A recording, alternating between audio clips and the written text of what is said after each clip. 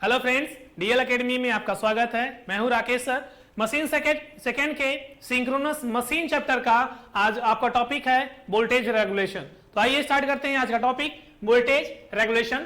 तो दोस्तों, voltage regulation क्या है इसके बारे में पहले समझते हैं, फिर इनके आपके टॉपिक के बारे में। तो वोल्टेज रेगुलेशन, जब हम किसी अल्टरनेटर के द्वारा ईएमएफ को एक जगह से दूसरे जगह पे देते हैं, ऐसी स्थिति में उस पर्टिकुलर स्पेस पे या उस जगह पे नो लोड की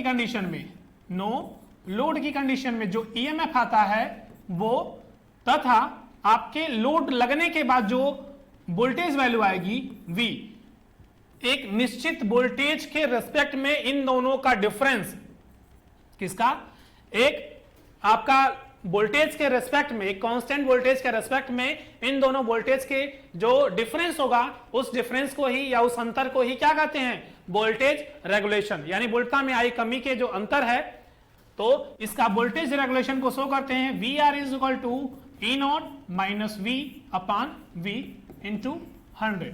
ये परसेंटेज वोल्टेज रेगुलेशन है। वोल्टेज रेगुलेशन होगा तो 100 से मल्टीप्लाई नहीं करेंगे, परसेंटेज वोल्टेज रेगुलेशन होगा तो 100 से मल्टीप्लाई कर देंगे। तो दोस्तों, तो ये रहा आपका वोल्टेज रेगुलेशन। होता क्या है, एक पर्टिकुलर वोल्टेज के रेस्पेक्ट में, जो कि आपका लोड वोल्टेज होता है, उसके रेस्पेक्ट में नो लोड वोल्टेज तथा लोड वोल्टेज के बीच में जो डिफरेंस आएगा उसे ही वोल्टेज रेगुलेशन कहते हैं, जिसे VR से प्रदर्शित करते हैं और इसका फॉर्मूला आपके सामने है। ठीक है दोस्तों, ये आपका वोल्टेज रेगुलेशन आ गया, जिनमें इनको ज्ञात करने के लिए, वोल्टेज रेगुलेशन को मेजर करने के लिए, निकालने के लिए तरीके कौन कौन से हैं, तो डायरेक्ट मेथड, ठीक है, यूज फॉर स्मॉल अल्टरनेटर, जैसा कि यहां पे दे दिया गया है, छोटे अल्टरनेटरों में और ये बड़े अल्टरनेटर में प्रयोग करने के लिए। आप जानते हो कि मशीनों पर अगर हम डायरेक्ट देते हैं टेस्टिंग के लिए लोड, तो वहां पे लॉसेस ज्यादा होंगे। इस वजह से हम केवल छोटी मशीनों में कह सकते हैं कि छोटे अल्टरनेटर्स में ही लोड की कंडीशन में ये टेस्टिंग करते हैं, ठीक है। और जो आपके बड़े अल्टरनेटर हैं उनमें इनडायरेक्ट टेस्टिंग करते हैं। टेस्टिंग के लिए हमें क्या क्या ज्ञात करने की आवश्यकता बनती है दोस्तों, तो हमें ज्ञात करने की आवश्यकता बनती है नो लोड की वोल्टेज वैल्यू और load voltage value. Load voltage value कैसे निकलेगा, तो V is equal to E not minus Z I, ठीक है, ये इसको ZISC भी बोल सकते हैं। तो ये फॉर्मूले के द्वारा निकलेगा।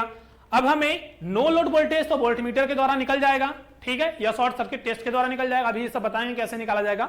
लेकिन हमें निकालने की जरूरत पड़ती है जेड की, इंपेडेंस की, वो कैसे निकलेगा, और ISC कैसे निकलेगी। और इसे निकालने की जरूरत क्यों पड़ती है, क्योंकि हमें वोल्टेज की वैल्यू, कौन से वोल्टेज, लोड वोल्टेज की जरूरत पड़ती है।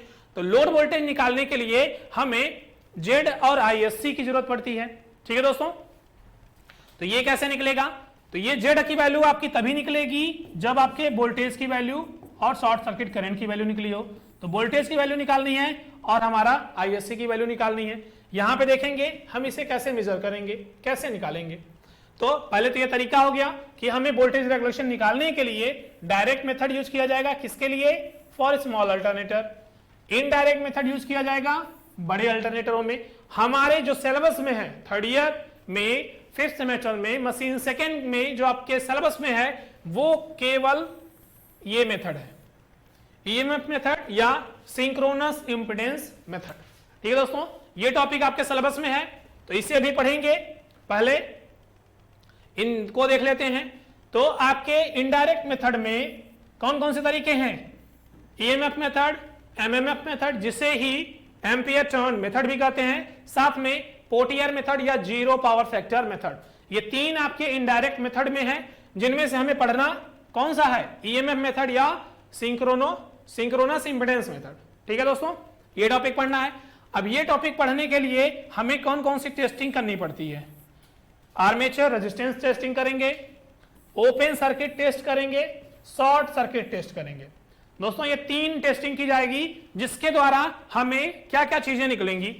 आर्मेचर रेजिस्टेंस की वजह से आर्मेचर का रेजिस्टेंस निकलेगा, ओपन सर्किट टेस्ट की वजह से क्या निकलेगा, ये आपका ईएमएफ की वैल्यू निकलेगी, शॉर्ट सर्किट टेस्ट की वजह से शॉर्ट सर्किट करंट की वैल्यू निकलेगी। ठीक है दोस्तों, जब ये सब वैल्यूज निकल जाएंगी तो आपका जो मान है E0 minus V upon we, जो कि वोल्टेज रेगुलेशन कहलाता है, ये वैल्यू निकल जाएगी। ठीक है, ये वैल्यू प्राप्त हो जाएगी। तो आइए स्टार्ट करते हैं अपने ईएमएफ मेथड या सिंक्रोनस इंपीडेंस मेथड, जो कि 3 टेस्टिंग के द्वारा प्राप्त किया जाएगा। तो ये टेस्टिंग्स कैसे की जाएगी, यहां स्टार्ट करते हैं। तो ये देखिए यहां पे तुल्यकालिक प्रतिबाधा विधि या विद्युत वाहक बल विधि अर्थात ईएमएफ मेथड प्रस्तुत विधि के अंतर्गत प्रत्यावर्तक पर निम्नलिखित परीक्षण किए जाते हैं। कौन कौन से परीक्षण? आर्मेचर रेजिस्टेंस, जिससे हमें RA निकलेगा, ओपन सर्किट टेस्ट, जिससे हमारा E0 निकलेगा, और शॉर्ट सर्किट टेस्ट, जिससे हमारा ISC यानी शॉर्ट सर्किट करंट निकलेगा। इन तीनों की वैल्यू हम इन टेस्ट के द्वारा प्राप्त करेंगे। ठीक है दोस्तों, तो 1 बाय 1 टेस्ट स्टार्ट करते हैं। ये रहा आपका टेस्ट, जिनमें से ओपन सर्किट टेस्ट और शॉर्ट सर्किट टेस्ट लिखा गया है, यहाँ पे फिगर भी बना है, लेकिन आपका रोटर रेजिस्टेंस टेस्ट नहीं है फिगर यहाँ पे, क्योंकि उसमें फिगर की आवश्यकता नहीं है। रोटर रेजिस्टेंस टेस्ट में आपके जो आर्मेचर है उसके आर्मेचर रेजिस्टेंस टेस्ट के लिए हमें आर्मेचर रेजिस्टेंस टेस्ट में हमें क्या जरूरत होती है? तो आप वोल्टमीटर अमीटर के द्वारा भी इसके रेजिस्टेंस की वैल्यू को निकाल सकते हैं। ठीक है दोस्तों, व्हीटस्टोन ब्रिज के द्वारा भी निकाल सकते हैं, डबल केल्विन ब्रिज के द्वारा भी इसे डायरेक्टली निकाल सकते हैं। लेकिन जो रेजिस्टेंस की वैल्यू आएगी वोल्टमीटर अमीटर के द्वारा या व्हीटस्टोन ब्रिज के द्वारा या डबल केल्विन ब्रिज के द्वारा, जो भी रेजिस्टेंस की वैल्यू आएगी वो RDC होगा। कौन सा दोस्तों होगा? DC में रेजिस्टेंस की वैल्यू। लेकिन उस सर्किट से हमारा AC करंट प्रवाहित होगा, जिसमें स्किन इफेक्ट आता है। इस वजह से हमारे RAC की वैल्यू निकालने के लिए RDC में 1.2 या 1.25 से मल्टीप्लाई करते हैं। ठीक है दोस्तों, इस तरीके से आपके आर्मेचर रेजिस्टेंस टेस्ट में 3 टेस्ट में से किसी को भी यूज कर सकते हैं। कौन कौन सा?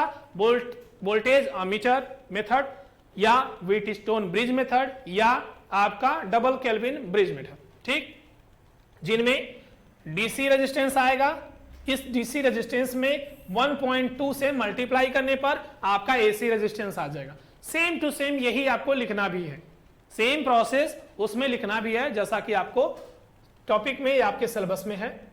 ठीक है दोस्तों, अगला आपका आता है ओपन सर्किट टेस्ट। तो ओपन सर्किट टेस्ट में यहां सर्किट को ओपन कर दिया जाएगा, आपके लोड पर कोई भी सप्लाई नहीं रहेगी। फील्ड रेजिस्टेंस को यहां पे फील्ड वाइंडिंग से हम कोई भी मतलब नहीं है।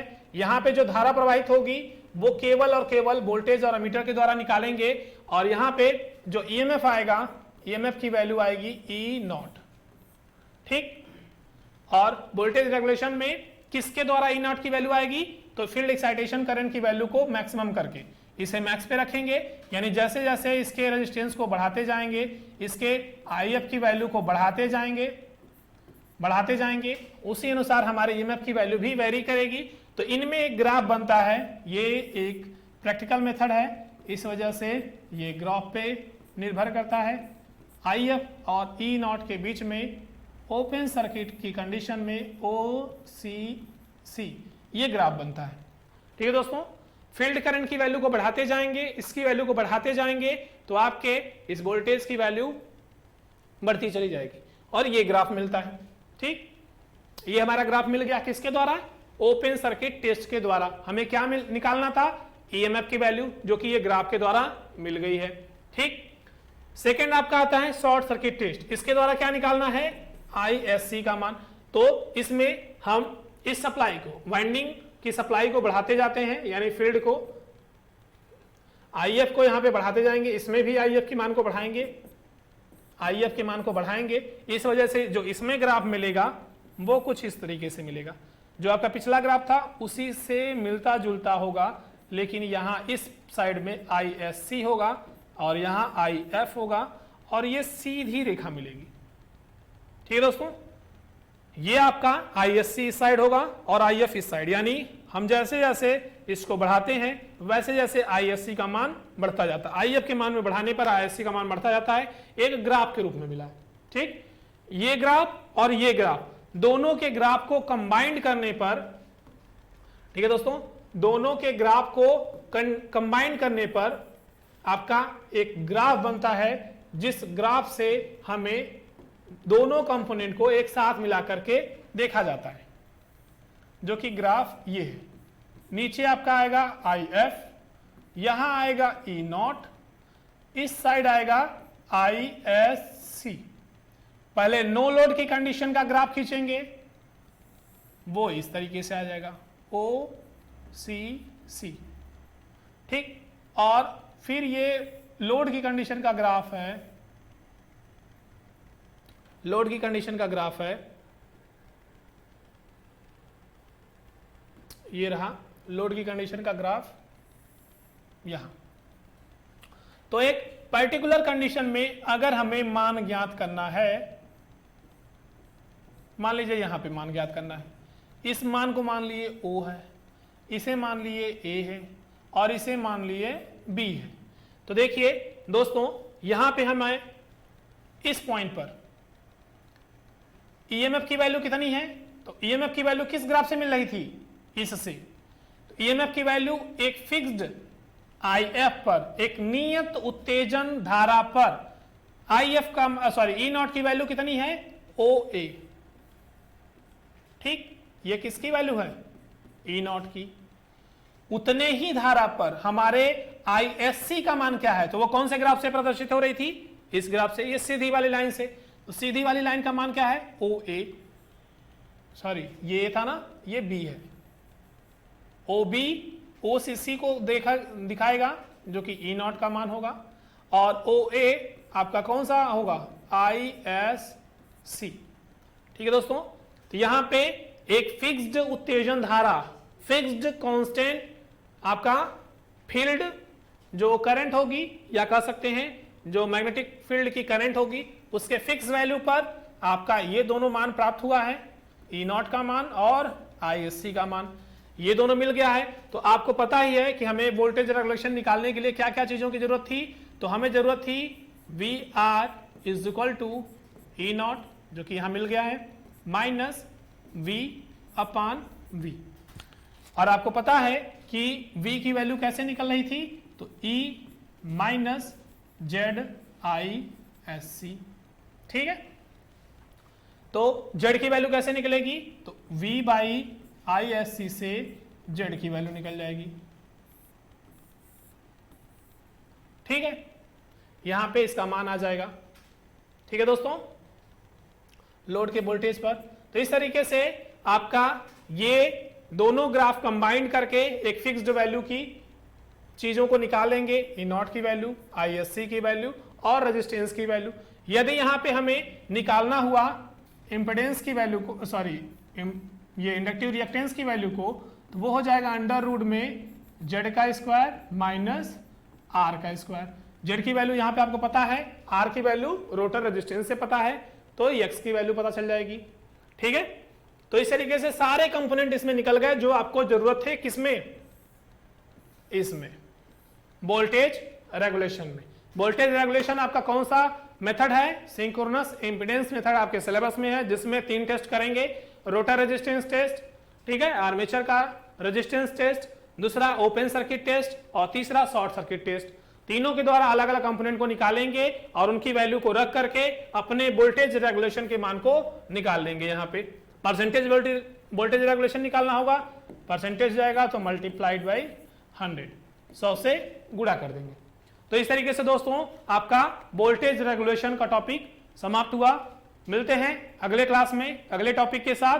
तो इस क्लास को लाइक और शेयर करते रहिए और लोगों में फैलाते रहिए। तो अगले क्लास में मिलते हैं अगले टॉपिक में। Thank you.